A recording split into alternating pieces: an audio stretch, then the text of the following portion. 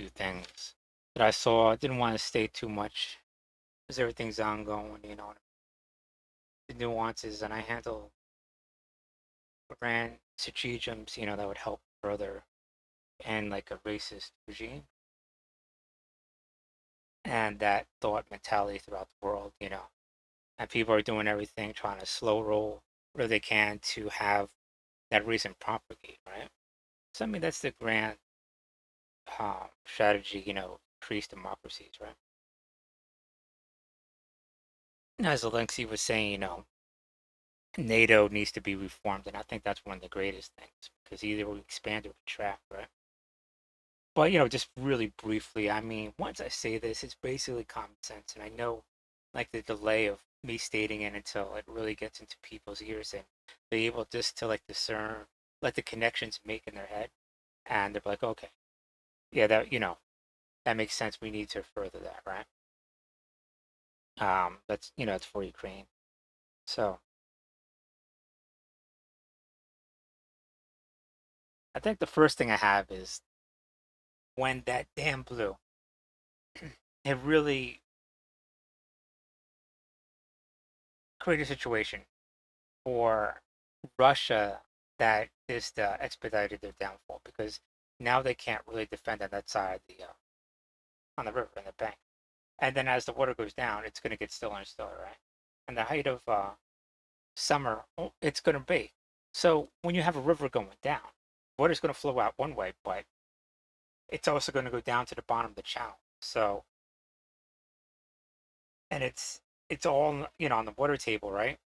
It's still going to sink. So you're going to have like this sun-baked coast, more than likely in a lot of different areas. So you're able to cross at multiple different uh, parts of it, more than likely. Historically, you see people traveling hundreds of miles to find a river crossing, a fording. I mean, it happened in antiquity so many different times. All over Europe. You just look for a fording on place, right? And now you're not going to know what they are. I mean, it's just like every action you're doing, as long as you have competent people um, putting their eyeballs on problem, it's going to be resolved. And in this thing, you created something there's no way you could predict. And you moved all the troops primarily out of there and you consolidated, right? So now, how are you going to defend when there's multiple fording locations over the river? So, and as river goes down, you're just going to see parts where you could make, that traverse it relatively with ease. I don't know. This is my thought. I'm talking about. Like, it seems like a good idea, but it just isn't. I mean, attacking your neighbor just isn't. I mean, that whole view of violence is like something that you want to further. It's just more and more you think about it, more thought you have on it. It's just absolutely insanity. You know, how do we further civilization by destroying it? It just doesn't work like that. You constantly build, you constantly grow something. It takes so much more skill, right? Anyways, I'm going to go off on a tangent about everything about humanity, and then I'm going to go off nativism and all that stuff. But anyways, that's the only thing like current thing I was going to talk. So getting that out of the way. Um, After the counteroffensive, you're going to probably have regions of Ukraine that are still in Russian hands, and how are you going to deal with that? It's going to be in the wintertime, right? I mean, small little pockets, and all that other stuff, right? For the by and large, you are, the counteroffensive is going to um, be successful on all that levels. But with these pockets of resistance, you still want to create pressure and still have pressure on Russia. And so now's the time to actually have people train for winter warfare. In Finland, Sweden, uh, Norway. In the Winter War. And if you look at the Winter War, right, they had like special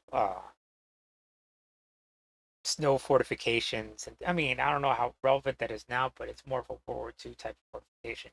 But anyway, they have a lot of different strategies and how to, constantly keep pressure on the Russians. And it's going to take time to actually train those people. So now's the time. So they're readily trained. You can constantly keep pressure. And even you could have like and the contractors come down this and help out with that. I don't know to that level, but anyways, is it going to be 60,000? No, but definitely a decent amount of people, and that way these pockets could be dealt, effectively and by highly trained people. And so you just constantly pulling them so they're not uh, regrouping or forming up, whatever. I saw this really good, uh, I won't say synopsis, but a retake on ancient warfare about skirmishings and the ratio of deaths or whatever. And I was like, okay, that makes sense because when you have these skirmishes, you are trying to prevent formation of them to properly form and make defensive fortifications and to make their battle lines, right? And they don't want to die, these skirmishers. So they go out, throw their spears and everything, and they come back, and so now they have to throw out their skirmishers, and they're throwing out their spears and their slings and everything else like that, and so it creates this like chaos in the middle, whatever. So it delays each side, whatever, properly forming up, and they try to move and shake, so they're not really, forming a proper disciplined defenses that they've been trained to, and that's what attack. And that's sort of, that's exactly what's happening now. And so what do you want to make after the war is like these winter skirmishers, so to speak, whatever, so they can't properly, or to the level that Ukraine could, refit and do everything. So that's what you really want to do during winter time.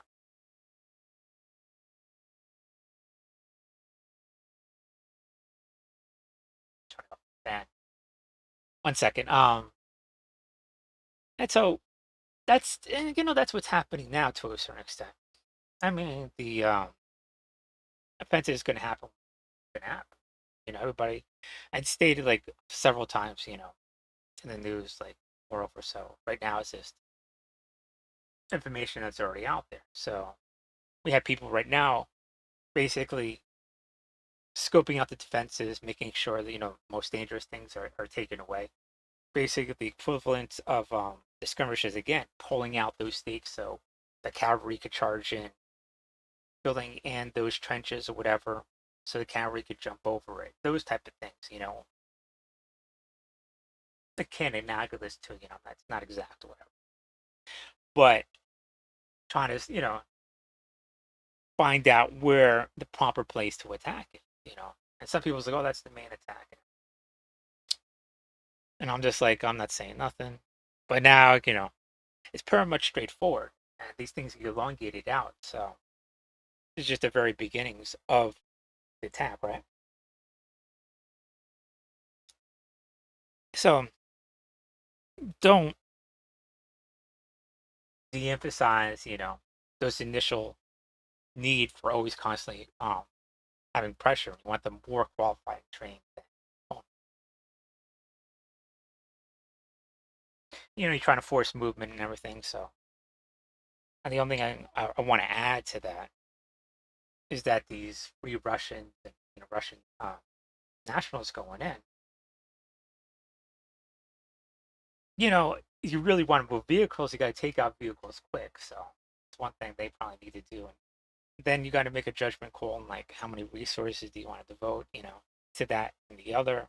But you want to move vehicles, destroy their vehicles, you know, and stay within range of where you're supported by drones and artillery within Ukraine. So you have like this buffer zone you could travel around Ukraine, and then what you're really trying to do is draw them in into while you're in Russia territory where drones and artillery could get at them. So you're taking out more vehicles and shit like that, right? So what is that within 50 miles, 100 miles, whatever it is? And you could do that all day. You just need to provoke them to come back in, and then you take care of those vehicles, and you make Russia feel that war. And because when we World War II, Germany felt that war. They did not want anything to do with World War II. This population got bombed to oblivion, and we sat on it with like a couple million troops, like 5 million. They did not. There's no way they could deny what was happening around them. Russia could deny what's happening around them because they're not feeling the war. But within the regions around Ukraine, they know the war is going on, and the war you have the population with a war. I mean, you don't want to go after the population, but you want them to the point where they cannot deny that they're losing the war, and hence, why you need this um, counterattack to be successful, because it's just the greatest psychological impact to the Russian population because they can't deny that they're losing the war. And of course, you're dealing with combatants then and there, whatever. You're not doing something monstrous, whatever. And that's the whole goal. Make sure the population does not want to be an aggressor, and if it's viewing that it can achieve by death, destruction, suffering, whatever, it's just only going to further it, and you got to remove that.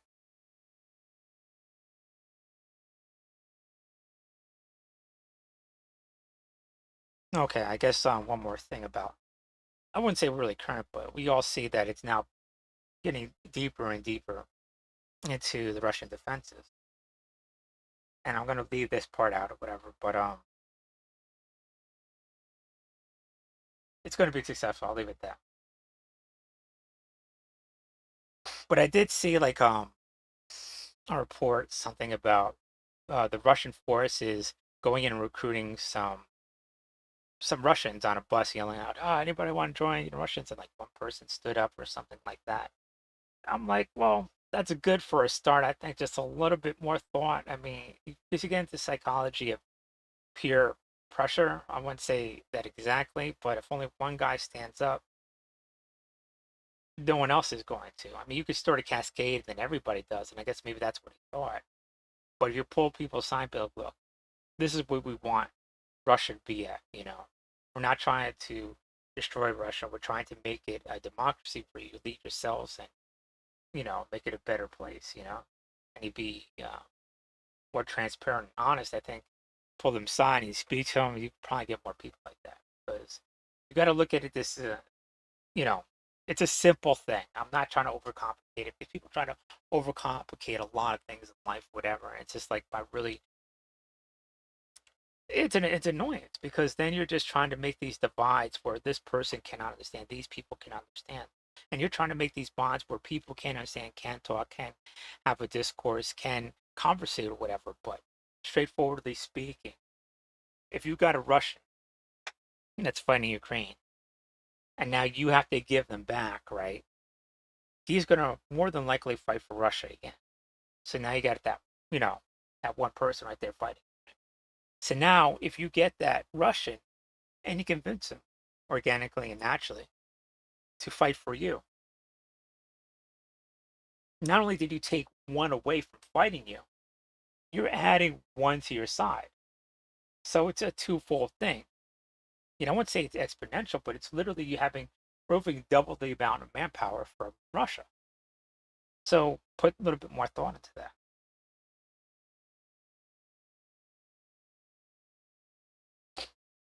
And I guess, after 2 weeks, you have some preliminary numbers about what kind of vehicles you lost and everything else like that. So you know what's replaced. I mean, but this historically, this is going to happen. Like me being Native American, Navajo, Apache, um, blood, right?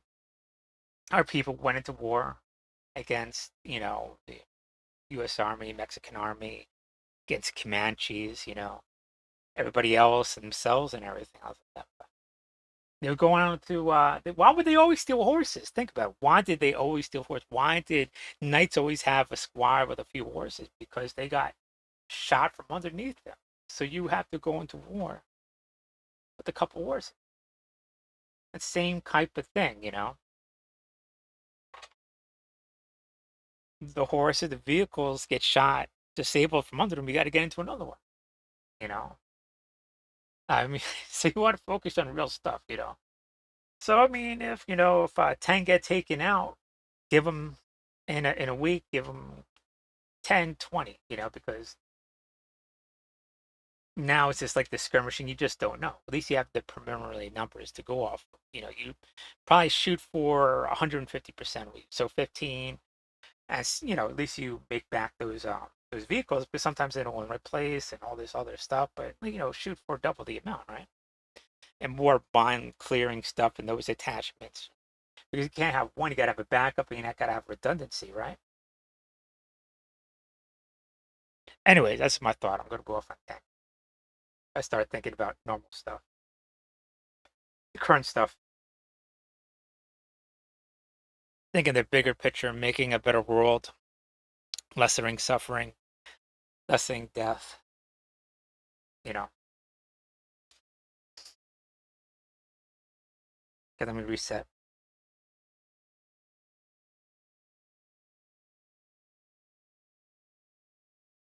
And it's just the only, it's crazy. It's just like you disable it, and then hours later, then you artillery strike, and you're like, oh, that's what we call, Like hours later, I mean, knocked off a track, and I'm like, fuck this thing doesn't move. Let's get out of here.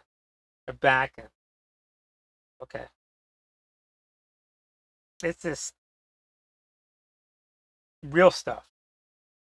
Replace the vehicles they get into. They're good. Replace the horses, right?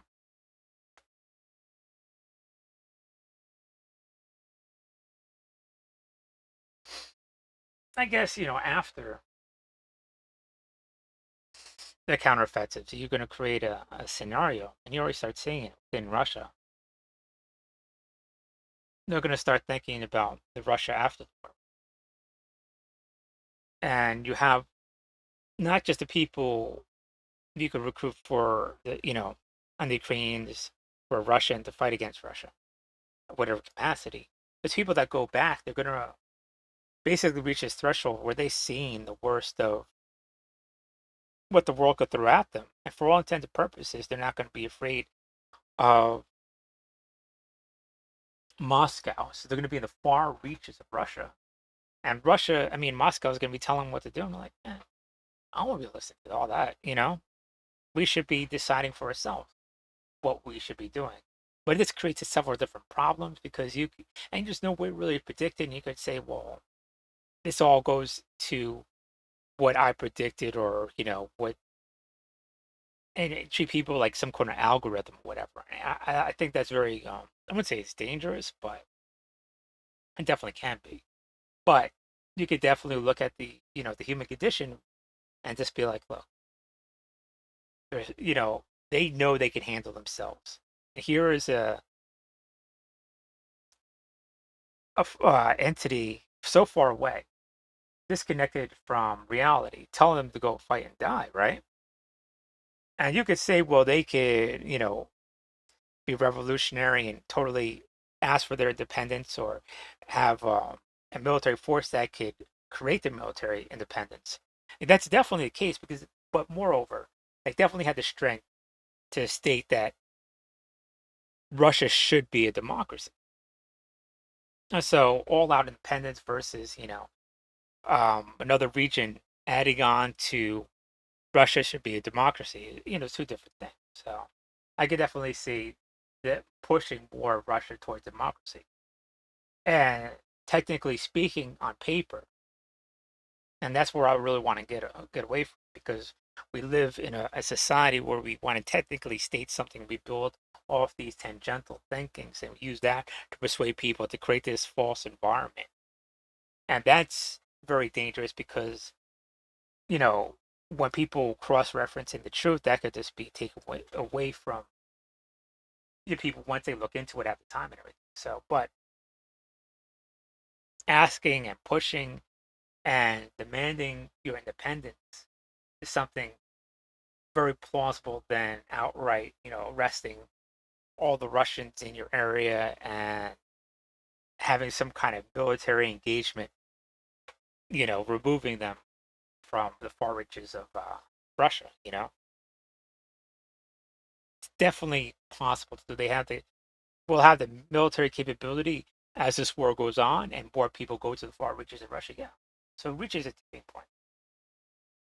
But asking people to risk their lives again or our way of thinking or them pushing for what they know is best for them is two different things. So you want to stay with one mentality than to the other. And then on top of that, this is compounded by, will that be a failed state, or will they be a democracy and maybe later join up after Russia is a democracy? So that you have all these different thinking, like, how is that province of Russia going to,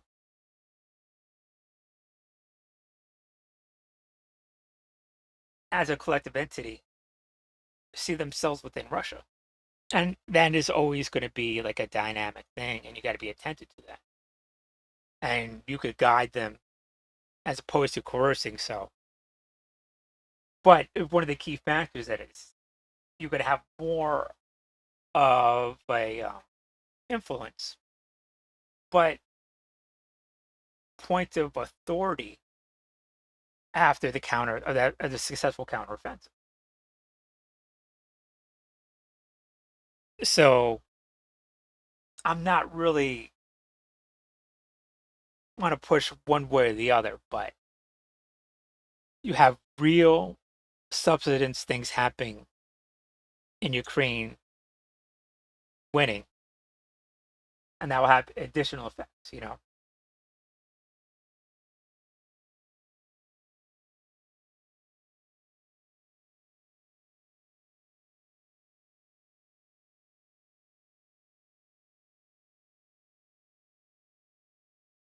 And how you go about that, you already see that already, but again,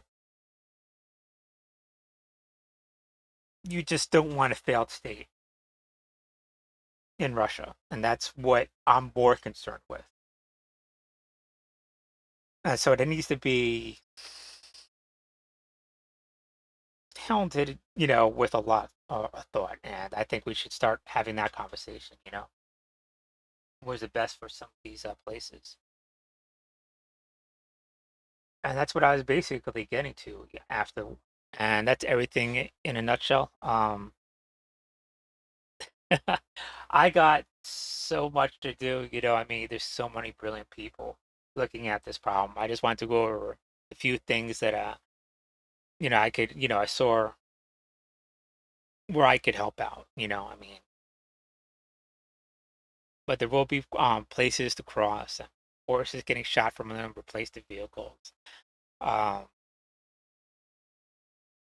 there is going to be a tipping point, and personally, I think it's when a lot of people already trained by Russia go back home.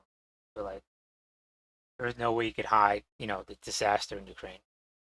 I mean, common sense.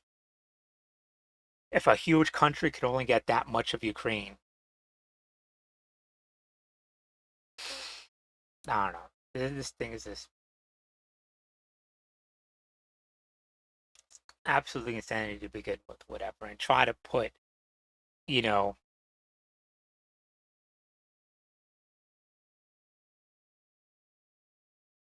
anything that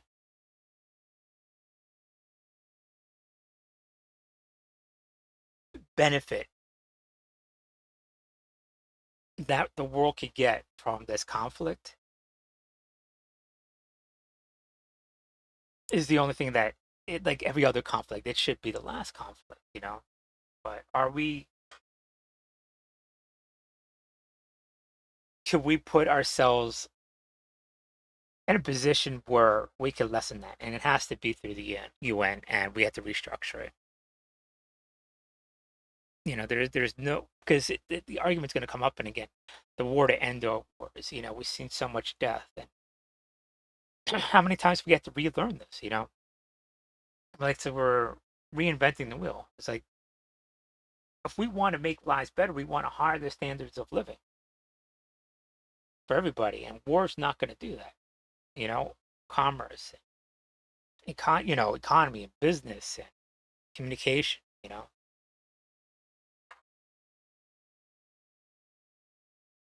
This is my thinking. I could go into China and how they're supplying it, and how we need to improve their economy as a whole.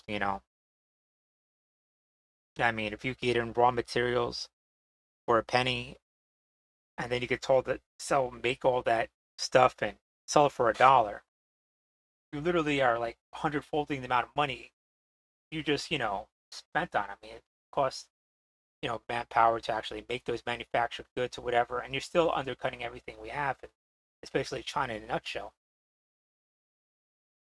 Coursing, I mean, using their currency as a weapon, whatever. But the only thing we have to do is now we don't have the luxury of being a country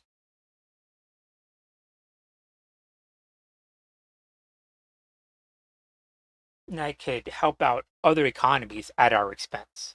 Because now it's a national, it's basically a national security to build up our strong economy. Because all the information that has been leaked creates the need for us to rebuild, like our, so many different parts of our defense industry that was leaked, or whatever, our economy. It's crazy. And then on top of that, it's compounded by people weaponizing that as it's a political thing. And I don't want to get in politics, want to be right in the center of everything, But the fact of the matter is, we need to build our economy. It's part of our national defense, moreover, than any time in a very long time. And then once we get a very robust economy again, then we could have the luxury of helping out other countries. We got to protect ourselves first, and then we can help out other economies. Anyways, I'm going to go off on a tangent. I'm going to lose my voice too. All right, I'm out. Peace. Cyber Crane, you got this. Be aggressive. So the generation of people after you, have to do this. I'm out.